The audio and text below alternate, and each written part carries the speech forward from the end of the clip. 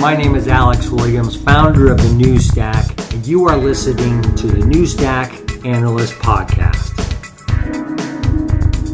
Each week, we look at application development and management at scale. Thanks for joining us. Now on to the show. Hey, it's Alex Williams of the New Stack here for the New Stack Analyst Show. Here today to talk about OSCON, and with my co-host and colleague at the New Stack, Benjamin Ball. Hey, Ben. Hey there. Good to see you. And I want to introduce the people who are the chairs of the OSCON this year, which is moving from our hometown of Portland, Oregon to Austin, Texas for the first time. And we're sad to see it go, but the conference lives on. I'm here today with Kelsey Hightower. Hey, Kelsey. Hello, nice to be here. Good to have you here. Scott Hanselman. Hey, Scott. Hey. And Rachel Roumeliotis, one of the chairs. Hey, Rachel. Hi there.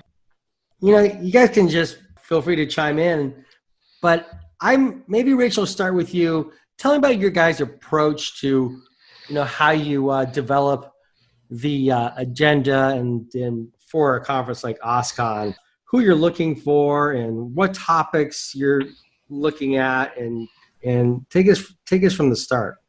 I can definitely do that. So OSCON is a storied conference that started back in the 90s. So there's a lot of history that comes along with it. And when you come to it, you have to take in everything that has come before you and then decide what you want to keep and what you want to sort of evolve and what you want to throw out completely. Just as sort of technology evolves. So last year we actually switched things up quite a bit, and we moved from language-based tracks to tracks that really focus on problems and then the solutions to those problems. So, for instance, we talk about scale and performance. We talk about infrastructure, security, architecture. So putting together the conference like that is sort of one of the first steps. And that's a reflection of what we think developers are in need of today. Mm-hmm. So that's the very first step. The next step is when Kelsey and Scott joined me, we talked about sort of some of the major things that we wanted OSCON to be this year. And one of them was to really expand how many voices we were hearing in the community. And I very much think that open source is only as strong as it continues to evolve and the diversity of voices that it has. And so we very much encouraged people that either maybe hadn't even heard of OSCON or hadn't thought that they were invited to participate in the CFP, which everyone is, and gave them a little push and made sure that they knew we wanted to hear from them, that we wanted to hear from a variety of different people because open source is so ubiquitous. So we got just a ton of stuff in. I think the most proposals ever. We got about over 1,200, I think. Over 1,200 proposals for about 140 slots. So we're talking like a 10% acceptance rate. And when we have all of those proposals, thank goodness we have a committee of about 75 people that help us and go through and rate the different talks. They have different areas of expertise. So someone who might be an architect will look at those. Someone might be into emerging languages. She'll look at those. So we do that. And then Kelsey, Scott, and I put our heads together and kind of figure out, going through that from sort of these were rated highly to lowly, what story we want to tell in each track. And that sort of just happens organically as we're talking. And I'll let them chime in now because they had sort of, this was their first time going through it. So they can tell me what they thought of it. On the point of, going through the rate the talks, I think one thing that we did, which I really enjoyed, was we didn't really look at who was given the talk. We really focused in on the content and did it match up with what the track was intending to offer to people attending the conference. And I think to maybe Scott's probably the most proud of is that we have a very well-represented group of speakers, from the diversity front, from new people with new perspectives all across the board. I think that there's a lot of conferences where it's there's a conference in Germany that I'm going to do some work with soon, and they sent out the grid of people. Now every country is different and every conference is different, but in this particular case, it was 32 white guys in a square, and that may be the demographic of that town, but statistically, it probably isn't. And then the argument is, how do you find people? And we just happen to have myself, Rachel, Kelsey are all people who know a lot of people. And I think to Rachel's point, lots and lots of people think about talking about open source. They think about giving a presentation, and they just needed just a little push. So I think the reason we got so many, over 1,000, 1,500 responses is that we just told everyone that we possibly could that there is an open CFP. This is what open really means, as many people as possible. We got people and when we say diverse and inclusive, we're not talking necessarily just about race and gender and orientation. We have people from government who didn't even know if they were allowed to talk about open source. We've got someone from the Bonneville Water Association, and they had to go and check with their boss to make sure it was okay to talk about. So there's diversity in industry and age, and I've got an 11-year-old and we've got 75-year-olds. So it's our wall of faces looks like America, and I think that was one of the goals. And the nice thing about it was that we had such a huge pool to pull from. We didn't have to go out of our way. We just simply picked the best topics, and the statistics handled themselves, and it ended up being a really great, good-looking crowd of people that's very representative. So how is that reflected in types of submissions that you received? Did you see any difference with that greater diversity? Were there some new patterns that you saw?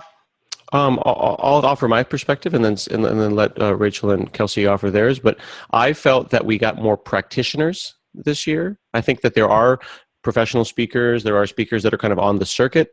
We have some first and second and maybe, people who have spoken maybe a half dozen times, but it's not necessarily about professional speakers. It's about professionals, and it's about professional amateurs. It's about people excited about open source. So for example, using the Bonneville Power Administration example, here's someone who knows how to get open source working in government. And is a good speaker, but I'm more interested in the topic. So we've got real practitioners, and we tried to align the tracks less around language and more around real world solutions. And I think that the submissions we got reflected real world scenarios. I think that I agree with you. I think we got a lot more practitioners, and I also think that we go from pretty heavy duty tech stuff with architecture, and we do drill into heavy code stuff. But then there's also leadership track, contributor track, and those stories are really diverse.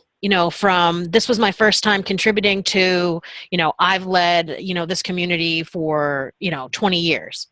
And that's what I think is interesting. The other thing, we really tried to keep it open. Two of the tracks are, one's like the new stuff, which is kind of our new interpretation of emerging languages, because there's lots of new stuff, not just languages. And so the stuff that we have mentioned there is really, all over the place, from sort of like, front-end web development to, databases and stuff like that. And then my personal favorite track is IRL, in real life. And so that's like, it's always fun to hear how people have, succeeded. That's inspirational, or how they haven't. And then you're like, oh, I haven't either. Yay. So that's where I think I've seen, it just makes me feel like there's more connection with more people, from the speaker to the audience, because there's all different types. I think from my point of view, one of the things that I noticed when we actually did the reaching out and offering to help people craft their CFP, I had so many people in my circle, like Katrina Owens. She kind of encompasses what I believe the best of open source, which is helping people succeed and not just creating projects, right? She goes in and she does a lot of work on maintaining projects, helping projects that have become stagnant over time improve, and then help new people come into the space and create and start contributing to their first set of projects. And this is someone that does speak at a fair amount of conferences, but may have been intimidated to speak at OSCON because they didn't have a new exciting open source project.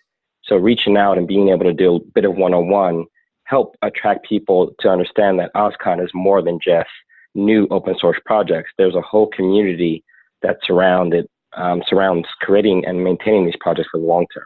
So we saw, I think attracting more gold mines that are out there that don't normally speak at OSCON. Finding these people that don't normally speak and fostering this larger diversity among speakers, to me, it's really impressive. I actually showed the lineup and the speaker schedule to one of our writers who writes a lot about diversity at the New Stack, and he was really pleased just to kind of going back to what Scott said about the grid view of all white dudes, just on the page it's visually broken up, and you can see that this is getting really in the right direction. What I'm kind of interested in is you mentioned how this came about from focusing on the merit of the topics, what people actually want to talk about, and less about who it was. And I don't know if you guys have a lot of experience compared to how other conferences run. Do you think this is not always the case with a lot of other conferences? Is there more politics about who you're picking based on how well known they are, or topics like this about what company they represent?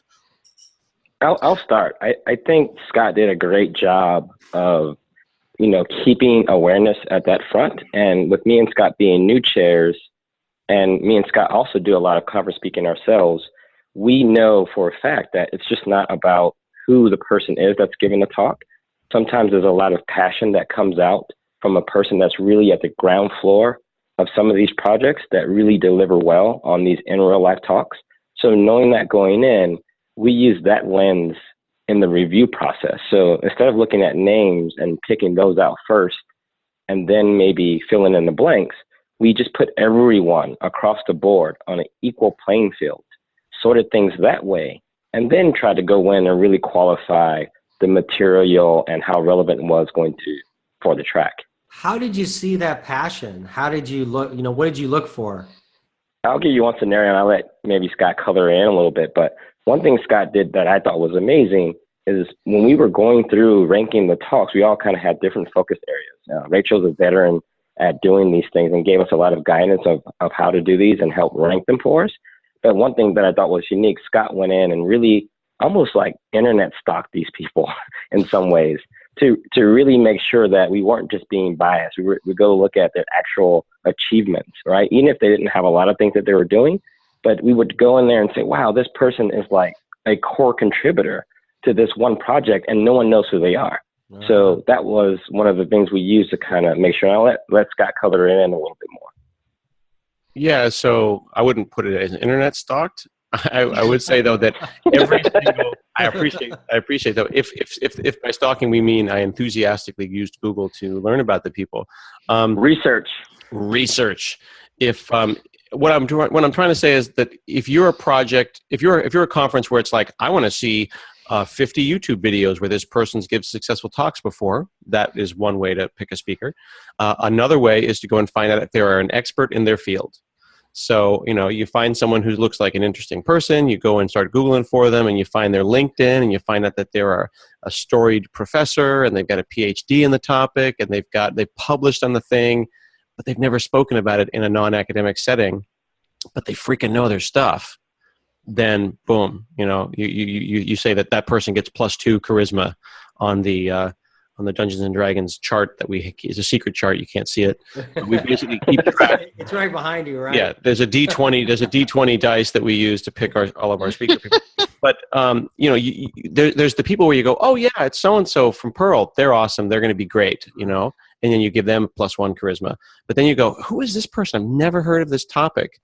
So there's a balance, right? You're trying to balance charisma and intelligence and strength and all that kind of stuff. And you've got, how much do they understand the topic? How well known are they? Not known at all? Totally know the topic, and it's a constant balance. And then rather than trying to look at the conference as a whole, I think we treated it kind of as a quilt, right? And if you make one of the squares look nice, then back up away from the quilt, it's going to have a nice pattern. So we would look at like 10 at a time. And this is something that Kelsey would do, is he would say, all right, we've got 8 or 10 slots, and we've got a couple of knowns and a couple of unknowns. We got a couple of risks. We got a couple of, this is absolutely not a risk.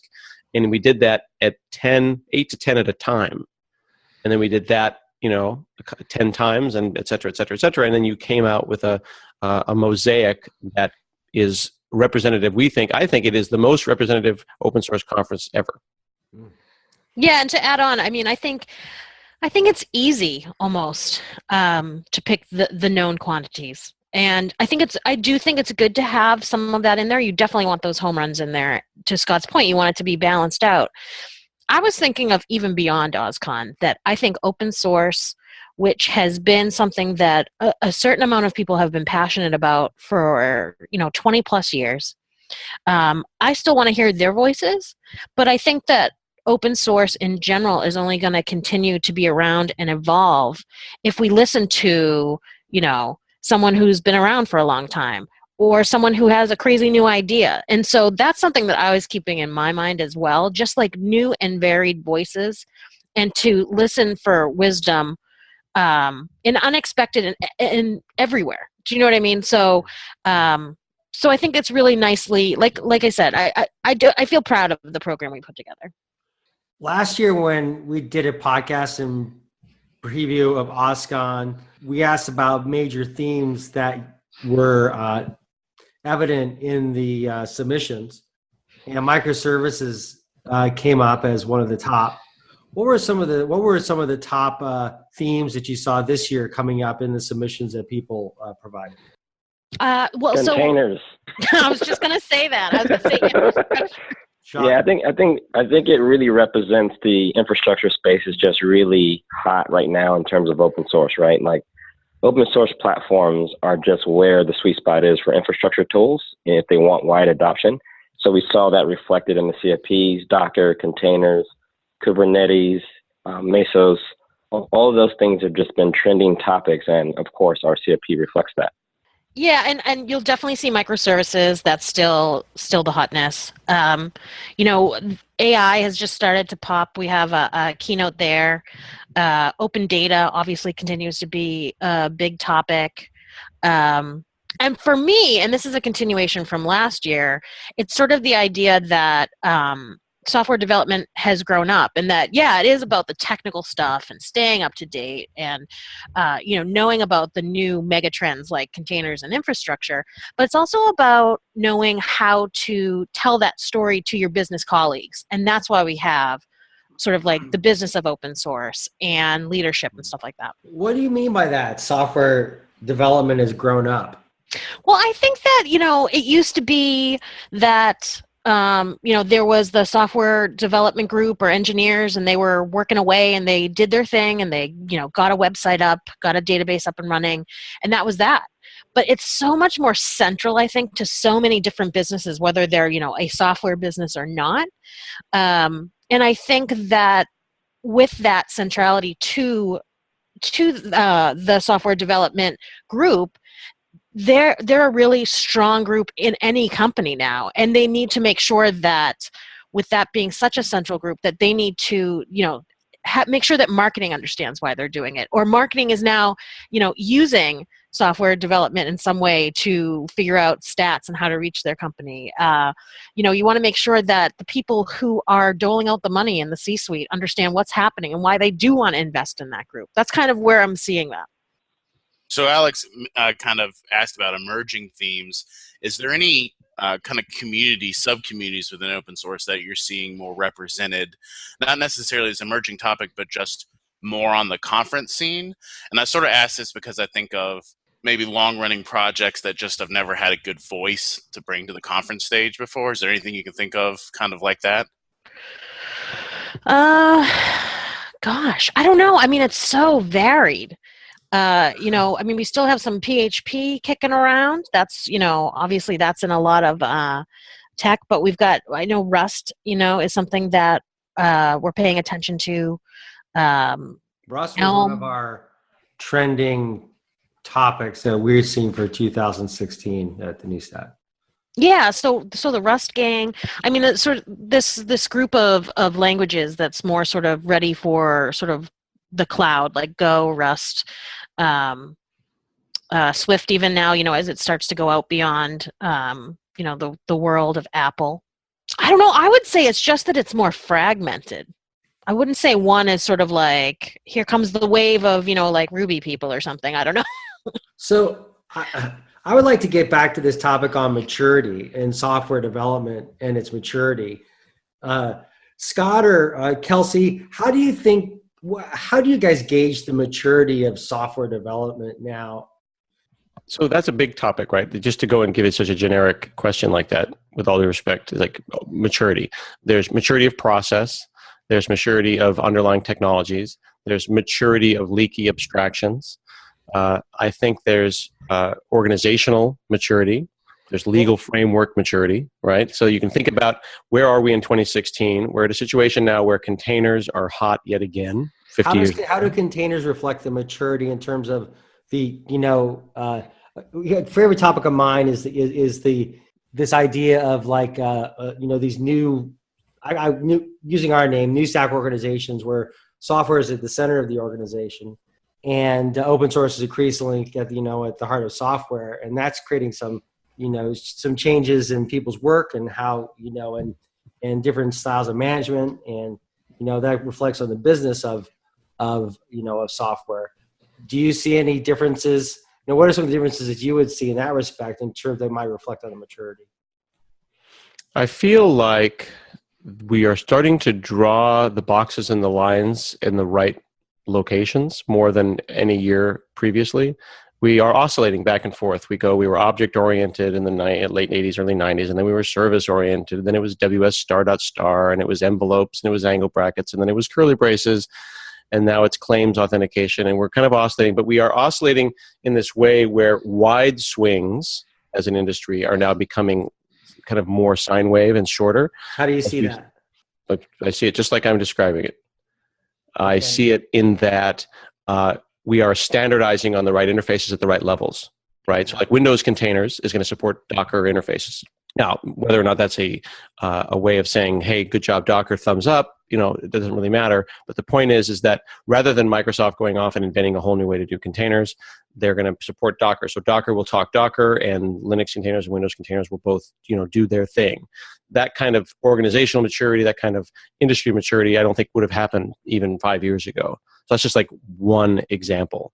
Agreements that things like Agile and continuous integration, which were controversial when I introduced them in large banks 15 years ago, are now like a fait accompli. Of course, you're going to be doing things in an Agile and continuous delivery way. We're finally starting to agree on some basic stuff around software for, I think, the first time in many, many years. So let me ask the inverse question then about the immaturity. In kind of that context, what would you like to see come out of OSCON that might kind of help us reflect on what that immaturity is and how we need to grow up in some respects? Well, I hope that OSCON gets people thinking about software in a way that they hadn't yet, that it gives them the missing Tetris piece in their brains to fall and go, oh, yes, I see how they clicked it all together. And then they're going to take that directly back to their office and put it in practice. This idea of being really pragmatic was a thing that Kelsey and I really wanted to focus on, such that people would be able to not just learn stuff and be inspired, but literally stand up after a conference and say, this is how I'm going to apply this in my job. Give them something substantive that they can work with. Kelsey, how about you in terms of that maturity index? What are some of your thoughts? I mean, pragmatism just came up as as something that you're interested in. Yeah, so on the maturity front, when I scan the schedule, I think back to some of the talks. I mean, we have talks like making awesome things accessible, right? People talking about accessibility. It's one thing to ship an open source project, but we need to keep in mind that our users are now super diverse, right? There are people that may be blind, there may be people that can't hear, so doing just a screencast to show people how to use your product, you have to take all those things in consideration. There's other topics like optimizing your project for contribution. So no longer are we talking about the superhero open source developer who builds something all by himself in a silo and casts it upon the world, right? Now we need to think about day one, not just putting a license file, which was a big achievement for many open source projects. Most people didn't know how to license software. And I think through events like OSCON, where we talk about open source licensing, we're also starting to talk about community, past the first commit. What do you do a year from now if you want your project to survive after you get bored with it, right? So these are some of the topics that we're seeing at OSCON, and they're not empty rooms either. When you go to OSCON, you see a lot of people who are either new to open source or veterans that are faced with this particular set of challenges, and they pack those particular sessions. That to me shows that people aren't just showing up for the new and shiny. I am nodding my head vigorously on this audio podcast. It's not all about the new and shiny. It isn't, because sorry, I'm agreeing so much with. I'm going to mute and then continue talking to myself about how Kelsey is right on about everything he's saying. So I want to hear Scott jump back in. I'm just going to probably kind of finish up a little bit, but I think now when I first came into open source, I kind of felt like it was about this rebellion to make a free copy of something, or just to throw your idea out there, but it didn't matter because you weren't charging for it, right? So you kind of got a different kind of software that was more like, hey, if you like it, use it. If not, leave me alone. It's free, don't bother me. But now you're starting to see people, for even small open source projects like some of the ones I maintain, we have IRC channels to provide support to the community. Most of these projects now have maintainer files where there's a community of people that have signed up to do a little bit more than just use the project or do drive-by code contributions. These things are really bordering on the line of project to product, right? A lot of these things are kicking off some of the newer companies that we're seeing come up in the space, like Docker, for instance.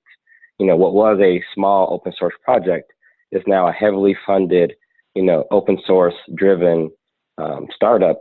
I think that's kind of the thing that I'm seeing happen at OSCON, and that community supports that.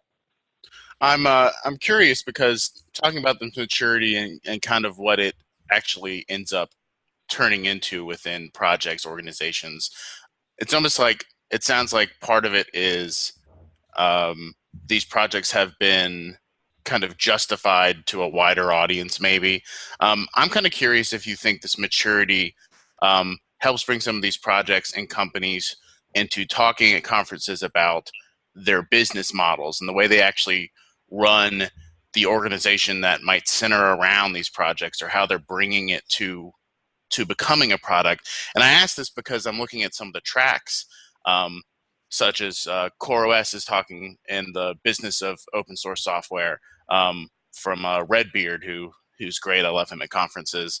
But even companies like NodeSource, with Kevin Stewart talking about managing while black. So that's the aspect of actually being the leadership within the companies that are making these projects very legitimate and turning them into highly valuable products. So do you think that there's some shift here to also talk about the businesses that and the models that surround open source? Yeah. I mean, I think it's even transcended just open source, right? If you have a business, period, you must have an open source story or strategy, or you're just going to get crushed. Yep. I like to say in talks that the avalanche has begun and it's too late for the pebbles to vote. It's a great Babylon 5 quote, but it's really meaningful, because if you think about it, there's this giant ball like Indiana Jones. It's coming down the mountain, and the CEOs are the pebbles who are sitting around going, I don't know if really open. You think open source is a fad? Maybe it's a little. I don't think we like this. Sorry, man. The mountain's coming down on you, and you do not get the chance to vote on whether you think the avalanche is a good idea.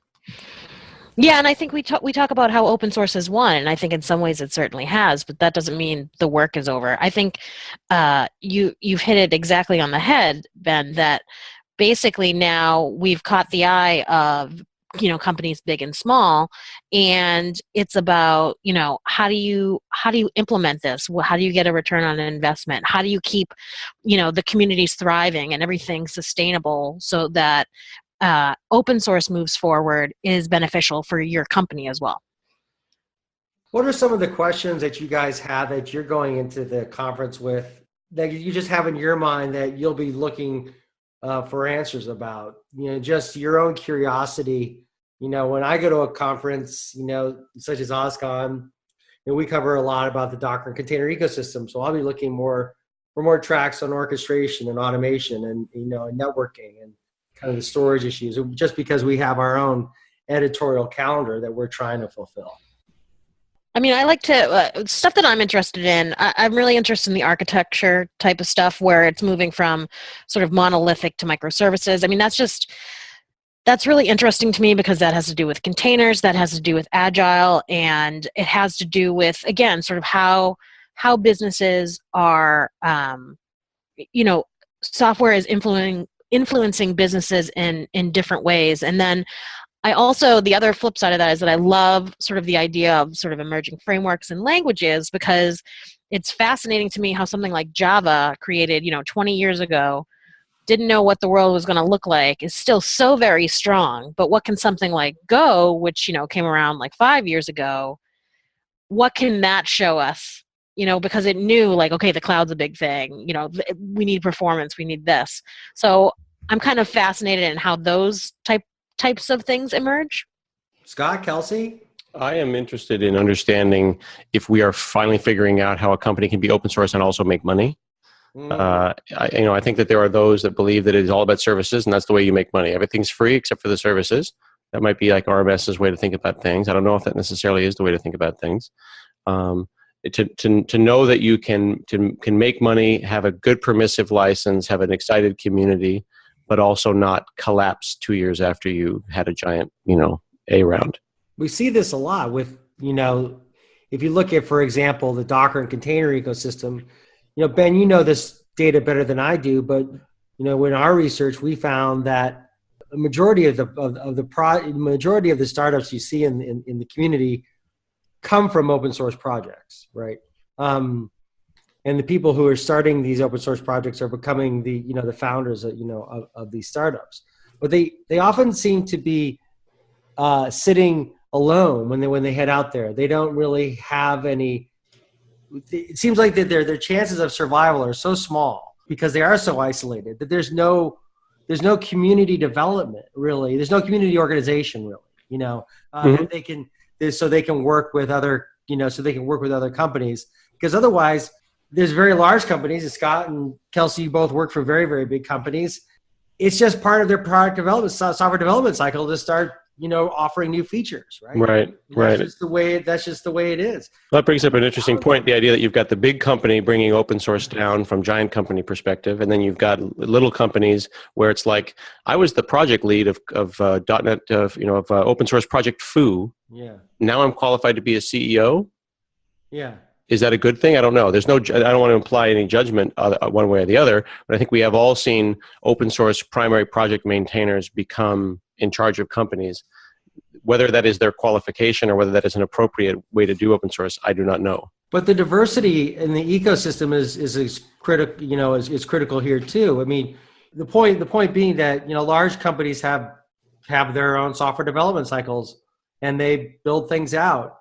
But there's very tiny companies that might have a particular monitoring capability, right? And they have that monitoring capability, and they really have a great monitoring capability. But as soon as the big company starts, gets the software development cycle kind of in flow, they may offer a free service that makes the small company's service almost. That's a really good point. Another way to think about it is that things are getting commoditized or open sourced much faster than I think people ever realized. Something that you might have been able to turn into a $50 million business 5 years ago might just end up being, a little computer vision project that gets thrown up on GitHub, and you go, wow, I had a patent and I had a whole company and I was ready to get funding, and now it's just a NPM install my company. And my whole thing collapses up underneath me. So things are moving faster. So then the question of where is the value provided, I think, comes up more and more. And I'm interested in the business of open source discussions that we're going to be having at OSCON. I think one of the things that we don't talk about in this world of being, the commoditization part is that when you go to OSCON and you look at, either some of the existing projects that have become open source or the ones that are up and coming, if you look at how easy it is now to build something that is probably 10 years ago worthy of having an own company around it. I mean, in 2 or 3 weeks, you can build prototypes of things that people can build businesses on top of. And I think the fact that people are now sharing at this degree, not just sharing libraries and micro utilities, people are sharing complete solutions that they maybe have been baking internally for years. And when they released it, it becomes now something that someone else can build on top of. I think things like etcd from CoreOS is a great example of a project that allowed Kubernetes to come out and not worry about that part. So then you start to see other projects do the same thing. For instance, the open source Deis project built on top of Kubernetes, and now they have this robust, rich ecosystem behind it. So I think that contributes a lot to what people are willing to pay for. I mean, if it's that easy to leverage some of these existing projects, you're going to have to do a lot more than just ship a piece of software these days. Which is why I think we're that much more interested in what open source business models are working. It's something that I know me and Alex talk a lot about, is trying to understand what people are doing to, I guess, protect their companies, to generate revenue. Because there are some well-known models. We talk a lot about Red Hat's $2 billion open source company, but that's a kind of a well-known model, I think, of profitizing services. And so we wonder, what else are people doing, and is that showing up more in these conferences? And so it's really interesting to us. I would also offer, there's some really cool research being done by Nadia Ekbal, EGHBAL, where she talks about how, she's being funded by the Ford Foundation, I think, right now. And she's talking about, how exactly is the infrastructure of the world being funded? Is SSL or SSH or, fundamentally being supported by a German dude that we PayPal occasionally, who's all alone, and then when he gets hit by a truck, does the internet itself collapse? Are we building an infrastructure on a house of cards, or is it, truly have some funding, or do things have to break, right? Do bridges have to collapse? Internet bridges have to collapse before we decide to fund these things? Rachel, any thoughts on yours from your perspective here? Yeah, no, I think this is the central question, and sort of something that is, I think, we, as OSCON has changed from sort of let's get open source out there, it's more about making sure that these conversations happen. And I'd like to see them happen at OSCON. And I'd like to, like we mentioned, Red Hat is one of the ways in which these, a business can be successful. Yeah, this whole question of open source and, and market economics, is, I think, one of the most fascinating questions for us right now. It's really, this is what I think is driving a lot of my interest in, in the coverage that we want to do over the next 12 months at least. And what it seems to me increasingly is just, it's a little bit like trying to grab air to try to get your head around what that business model really is. It's really not, it almost doesn't fit in that context whatsoever. It doesn't really fit in kind of the context of a business model. It really is about almost like a graph in many ways. It's not like a, something you can say, this is the model over here and this is how it's done. It seems much different than that. I feel a little bit like the guy in Office Space who's trying to justify his job, and he's like, but I'm a people person. I take the specs and I give them to the customer. They have value. But I also think it's important to take a look at some of the business relationships or different ways of funding some of these key projects. I think Redis is a great example of, how powerful, good corporate stewardship can be for a project. So in the case of Redis, being funded by VMware, SpringSource, and now I think it's being funded by Redis Labs, which gives the key developer the ability just to focus on the software, not figuring out how to make money from it, not figuring out how to create an enterprise version, which may stall some of the open source innovation when that happens, because, business has other things, HR, payroll, those kind of things can distract some of these key developers. So I think it's a good thing to explore how some of these key projects can pair up with the Microsofts, the Googles, and HPs of the world, just so they can focus. And I think that is also a sustainable model for many open source projects.